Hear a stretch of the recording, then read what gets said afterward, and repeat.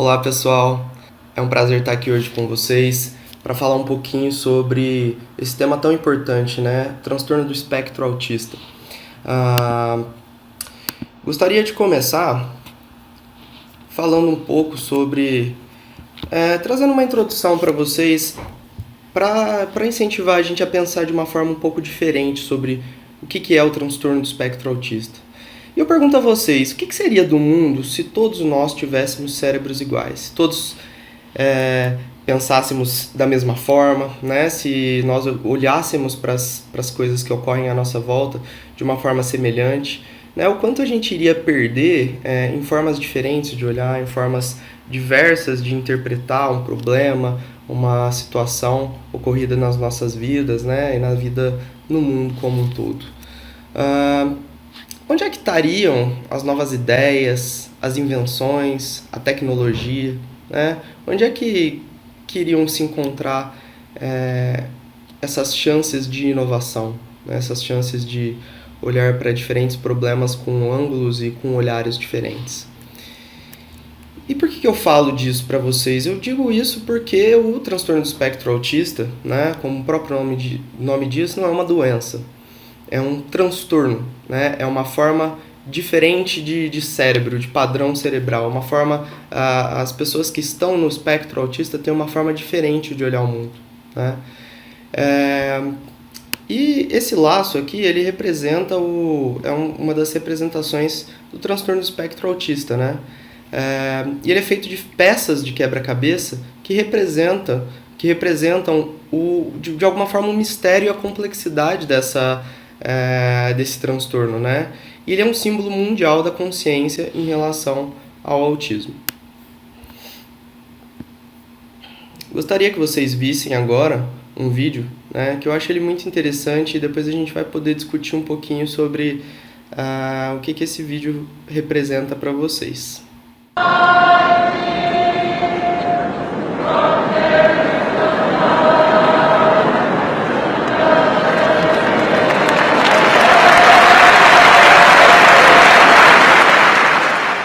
Somos de Argentina, papá. Su bendición ¿Cómo te especial. llamas? Él no habla, que por favor pueda hablar. Y autismo. Déjalo. Si quieres jugar acá, déjalo. Es argentino, indisciplinato. Este chico no puede hablar, es mudo, pero sabe comunicar, sabe expresarse. Y tiene una cosa que me hizo pensar, es libre, indisciplinadamente libre.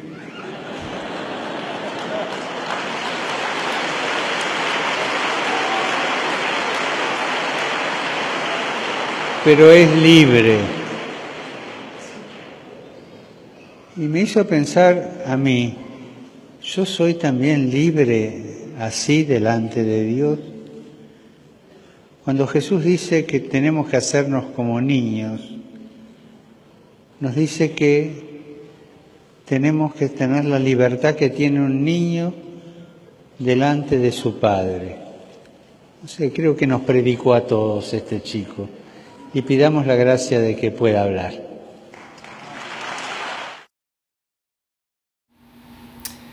Independente de questões relacionadas à religião ou não, eu queria mostrar para vocês o quanto a sensibilidade é importante, né, quando a gente está falando um pouco sobre transtorno do espectro autista. Reconhecer padrões e padrões que são de comportamentos que são diferentes dos encontrados na maior parte das pessoas, né? Formas de enxergar o mundo, formas de sentir o mundo diferentes. E o Papa, independente da questão religiosa ou não, ele soube ter sensibilidade, né, de reconhecer aí uma criança que ela estava sendo livre realmente, né? Assim, ela foi livre naquilo que ela teve vontade de fazer, na necessidade de aproximação, né? A mãe ficou bem assustada, né, com o filho quebrando aí protocolos, né, encostando aí no guarda que estava ali ao lado do Papa, indo próximo do Papa, mexendo nas coisas, né. Então eu acho muito legal essa interpretação que ele teve em relação a essa criança e essa sensibilidade que ele teve. Bem, continuando a nossa aula, né, o transtorno do espectro autista ele é um transtorno do neurodesenvolvimento, né, ou seja, ele é um transtorno que ocorre aí nos primeiros anos do desenvolvimento cerebral. As alterações elas podem ser observadas aí já nos primeiros anos de vida, né, e cada vez mais precoces, de acordo com as novas descobertas, né, com os novos estudos relacionados ao transtorno do espectro autista. Ele traz prejuízos na comunicação e interação social, né, além de comportamentos, interesses e atividades restritas e repetitivas. Essas alterações elas podem ser completamente manifestas, até que as demandas elas podem não ser completamente manifestas, até que as demandas sociais ultrapassem as capacidades daquela criança. Ou seja, a gente não vai observar necessariamente todos os sintomas, né, para poder dar um diagnóstico de transtorno do espectro autista. É muito importante que a gente tenha uma noção desenvolvimental, né, do que é esperado para aquela criança e naquela determinada faixa etária, né? Será que aquilo é esperado, realmente a criança não apresenta por estar no transtorno do espectro autista? Será que aquilo é apenas um atraso normal que pode ocorrer? Ou realmente será que aquela criança está dentro do espectro autista e nós devemos observar isso com mais cautela, né? E observar todos os outros sintomas apresentados? Mas eu coloquei aqui para vocês, basicamente, né, os 3 domínios que a gente observa alteração, que a gente observa alterados aí quando a gente fala de TEA, né? A interação social, né? O comportamento diferente, né? Ou alguns comportamentos restritos e específicos, e o domínio da comunicação, tanto verbal quanto não verbal, que pode estar afetado também. O DSM-5, que é o Manual Diagnóstico e Estatístico dos Transtornos Mentais, eliminou a distinção que o DSM-4 fazia entre diferentes tipos de autismo, né? E eu não vou trazer especificamente para vocês isso hoje, né? Porque exatamente por essa classificação num espectro. É um transtorno do espectro autista. Muitas vezes a subdivisão em tipos, né? E alguns tipos deles seriam, por exemplo, a síndrome de Asperger, o autismo de alto funcionamento. Essas classificações elas restringem um pouco a nossa visão que a gente pode ter sobre as múltiplas características do transtorno do espectro autista, né?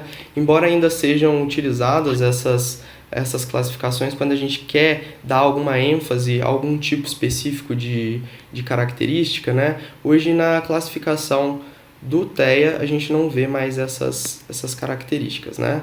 Bem, mas na classificação o que a gente encontra aí, né? Déficits persistentes na comunicação social e na interação social em múltiplos contextos, além de um padrão restrito, padrões restritos e repetitivos de comportamento, interesses ou atividades, e causando um prejuízo clinicamente significativo no funcionamento social dessa criança aí, né? Ocupacional ou em outras áreas importantes do funcionamento dessas crianças que a gente está avaliando com possível TEA.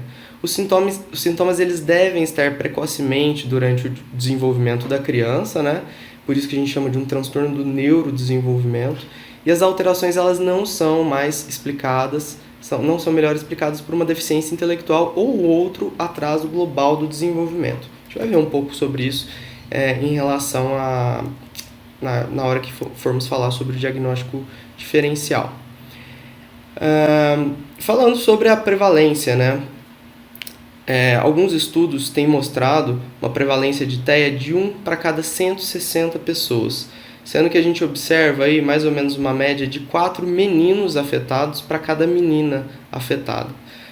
Isso identifica uma vulnerabilidade masculina quando a gente diz sobre a questão do cérebro masculino. Nós sabemos que o cérebro da menina ele é mais protegido contra possíveis alterações neurodesenvolvimentais nos primeiros anos de vida. Diversas questões aí relacionadas à própria genética, né, do ser humano. O autismo ele já foi considerado uma condição rara, mas recentemente essa interpretação ela tem sido bastante alterada, né, e a gente tem visto um aumento significativo aí, né, do TEA. Se a gente pegar pelo menos os últimos 25 anos, a gente via que as prevalências elas estavam aí relacionadas, elas eram calculadas como uma criança a cada 10 mil crianças nascidas que apresentava TEA, e hoje a gente vê que as estatísticas mais recentes mostram aí uma a cada 68 crianças nascendo e tendo o diagnóstico futuro de transtorno do espectro autista, tá? E isso em todos os grupos raciais, étnicos e socioeconômicos. O espectro autista é algo que a gente observa em todas as sociedades, em todos os países do mundo.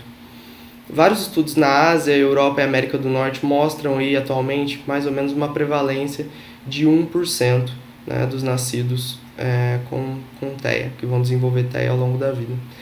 Uma pesquisa recente da Coreia do Sul nas escolas mostrou uma prevalência de 2,6%, e esse outro estudo na Inglaterra aí mostrou uma prevalência de 1% em adultos, né? O que chega aí mais ou menos a essa prevalência que a gente fala de uma para cada 68 crianças. Ela é bem próximo da realidade que a gente tem encontrado atualmente, né? E esse slide eu vou mostra para vocês aí, né, de 2000 até 2010, mais ou menos um aumento de prevalência, né, de uma para cada 150 crianças nascidas, evoluindo aí até 2010, uma para cada 68. Então vocês veem aqui uma quantidade muito grande, né, a variação bastante significativa. Eu falei para vocês dos últimos 25 anos, né, em que a gente não tinha tantos estudos, tantas coisas aí para poder avaliar essas crianças com TEA ou com risco de TEA, e um aumento muito significativo aí, considerando-se 10 anos de evolução, praticamente mais do que o dobro dessas crianças passaram a apresentar o diagnóstico de transtorno do espectro autista.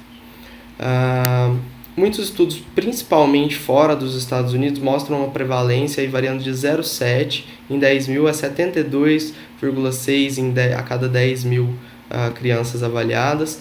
Com as definições do DSM-4, com 18 pesquisas realizadas, encontrou-se uma prevalência de 10 a 16 a cada 10 mil crianças, né? E o último estudo realizado sobre a prevalência mostrou aí uma prevalência de 11,2 a cada 1.000 crianças. As taxas de síndrome de Asperger são menores do que do autismo, cerca de 2,6 em 10 mil, né? O Asperger, que é uma classificação, é uma daquelas classificações antigas que eu falei para vocês, né? Em que a gente não observa um atraso de desenvolvimento da fala e, em geral, a gente não observa prejuízos no coeficiente intelectual também, né? Mas os outros sintomas, sinais e sintomas que a gente observa no TEA estão presentes. Algumas observações recentes mostram índices maiores de autismo, né? E vários fatores podem contribuir para isso, né? Como diferenças nos critérios diagnósticos, né? Que foram ampliados. A gente tem critérios hoje que são mais amplos, né? Um espectro autista. Práticas diagnósticas também, né? Hoje a gente vê uma preocupação maior e uma formação melhor dos profissionais para diagnosticar e para avaliar essas crianças, e esse diagnóstico é fundamental na intervenção precoce, né, que, como a gente vai ver, é uma das principais importâncias com relação a fazer esse diagnóstico precoce, né, para que a gente possa introduzir essas crianças numa intervenção precoce.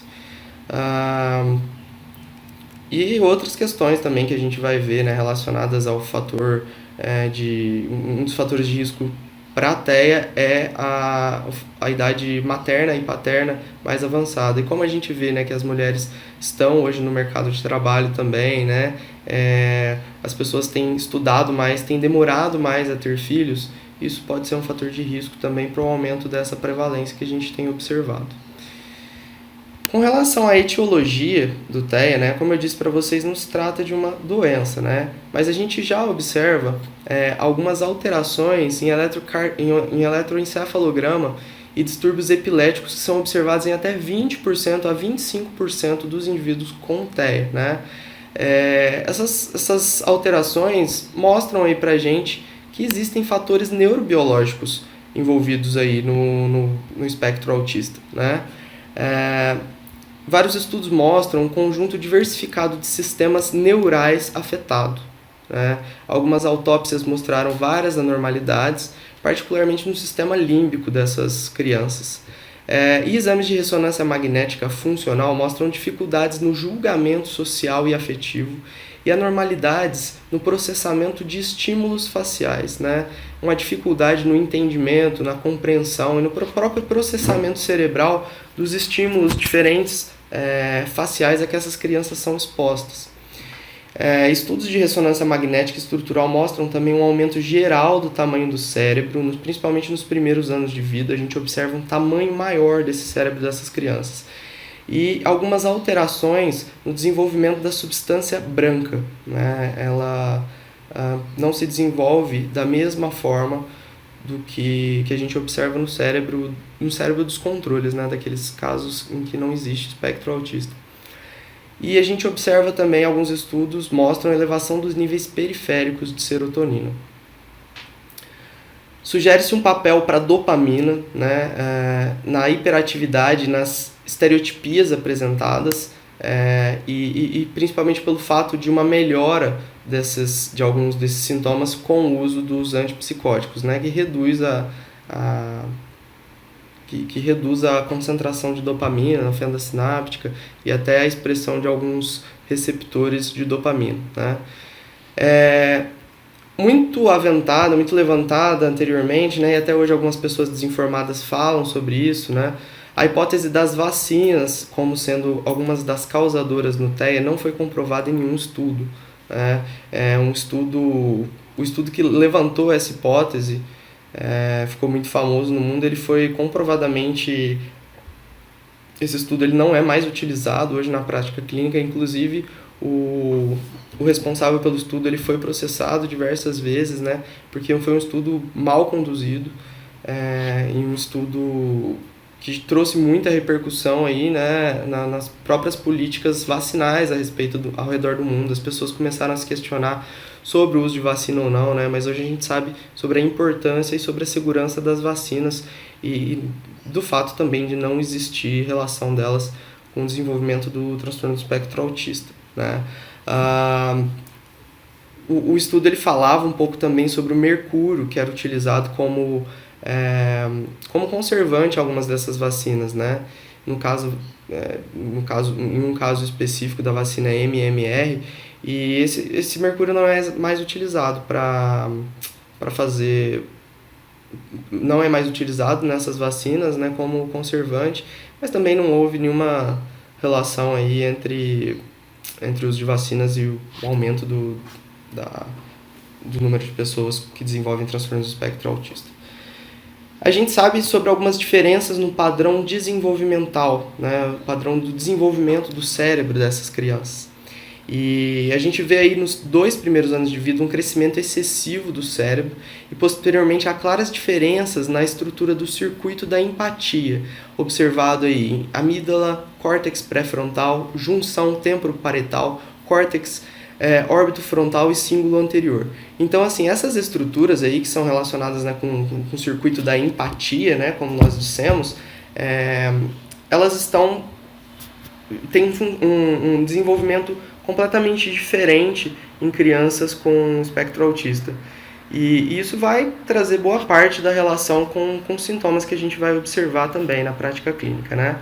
Diferenças na conectividade entre lóbulos frontal e parietal, né, também são observadas em estudos de ressonância magnética e eles mostram aí que essas diferenças na conectividade entre esses lóbulos eles interferem no estilo cognitivo, como por exemplo no hiperfoco em detalhes que a gente pode observar no transtorno do espectro autista.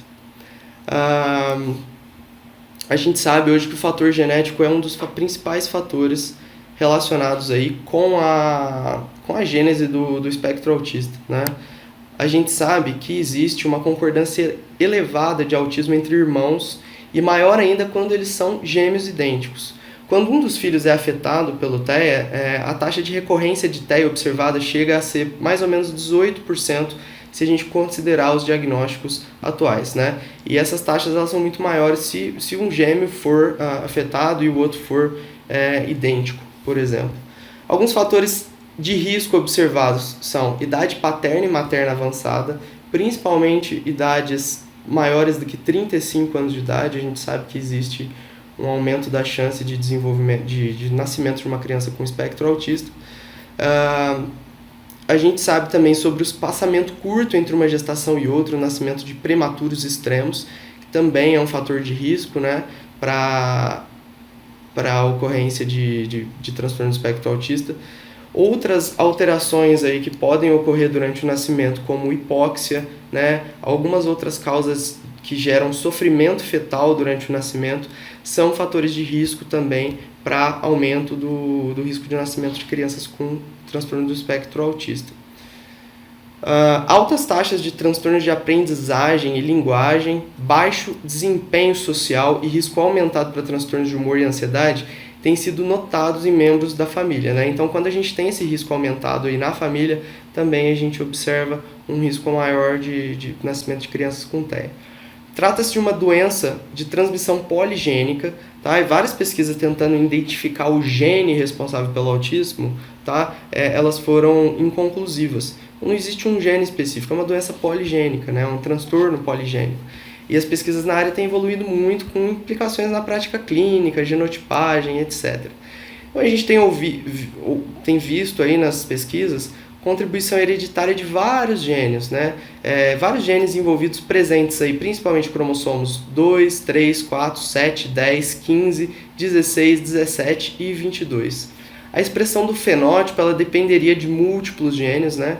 E a gente observa aí uma concordância, né, de diagnóstico, ou seja, das duas crianças terem TEA, quando um dos gêmeos é univitelino, quando a gente tem gêmeos univitelinos, de 36% a 94%. Então, bastante alta a concordância de diagnóstico de TEA entre os dois filhos, aí, quando se tem gêmeos idênticos. E quando a gente não tem, né, a gente observa aí de 0% a 27%, quando a gente tem gêmeos não idênticos. Então também já existe um maior aumento quando a gente fala sobre irmãos, aí, em que um tem TEA.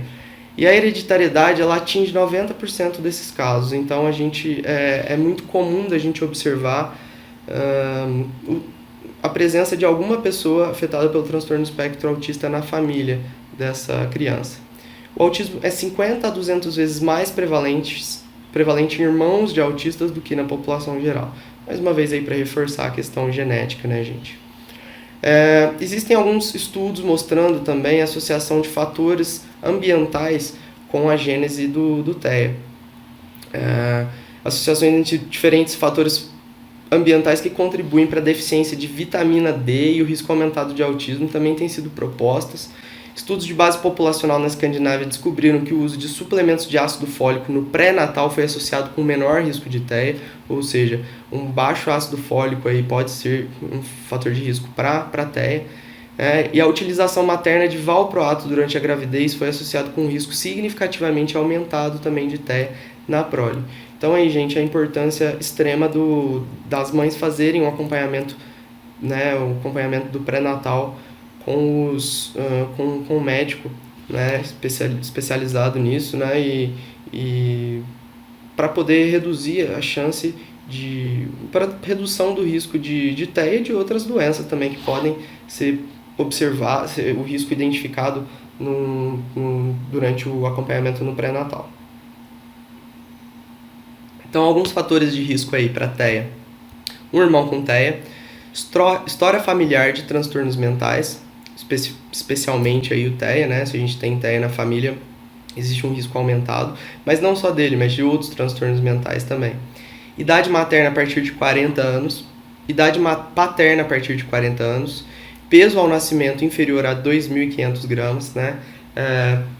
E aí a gente identificando algumas possíveis alterações durante o desenvolvimento dessa criança, prematuridade, menos de 35 semanas, infecção na UTI neonatal, presença de alterações congênitas ao nascimento, sexo masculino, né? Eu falei para vocês que o sexo masculino, a ocorrência de TEA ela é bem maior no sexo masculino, pesquisas mostrando 4:1, chegando até 8:1, de 8 meninos para cada menina, né? Então variando aí de 4 até 8. Então a presença no sexo masculino ela é bem maior.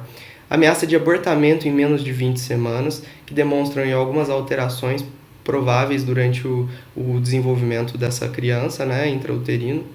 Residir em uma capital foi levantado como um fator de risco, e residir no subúrbio de uma capital. Essas aí entram em algumas questões relacionadas seria um fenômeno ou um epifenômeno, né?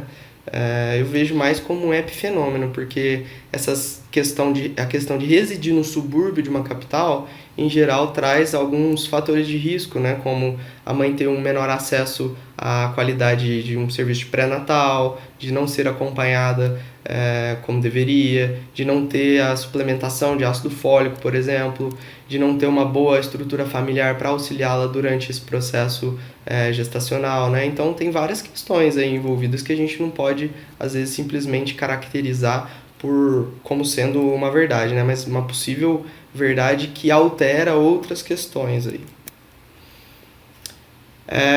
A gente vê também que existe uma prevalência de transtorno do espectro autista aumentado em diversas condições médicas, né? E vice-versa, né? A prevalência dessas condições médicas aumentadas dentro do transtorno do espectro autista.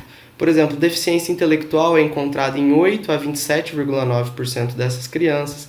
Síndrome do X frágil em 24 a 60% dessas crianças, né? Uma prevalência muito significativa que leva a gente a fazer, dentre o screening, quando a gente está falando sobre avaliação de uma criança com possível TEA, a gente pede uma avaliação genética, né, inclusive para ver a possibilidade da presença dessa síndrome do X frágil, né? A esclerose tuberosa, que é bastante presente também, né, 36 a 79%, e ela deveria estar presente também no screening diagnóstico de crianças com possibilidade de TEA, né, com o exame utilizado com a lâmpada de Wood, que é feito aí para poder identificar possibilidade de esclerose tuberosa nessas crianças. Encefalopatia neonatal ou encefalopatia epilépticas, né, espasmos infantis em 4 a 14% dessas crianças. Paralisia cerebral, cerca de 15% dessas crianças vão vir apresentar. Síndrome de Down, 6 a 15%. Distrofia muscular, 3 a 37%. E neurofibromatose, 4 a 8%. Né? Então a gente vê aí que existem diversas outras condições médicas que podem estar presentes numa criança com TEA, né? E são outras condições que devem ser avaliadas em conjunto. E aí a importância de uma avaliação completa quando a gente fala sobre primeira avaliação de uma possível criança com TEA, tá? Bem, no próximo, a gente vai fazer um intervalinho rápido, né? E na próxima aula a gente vai conversar sobre os aspectos clínicos do TEA, tá bom?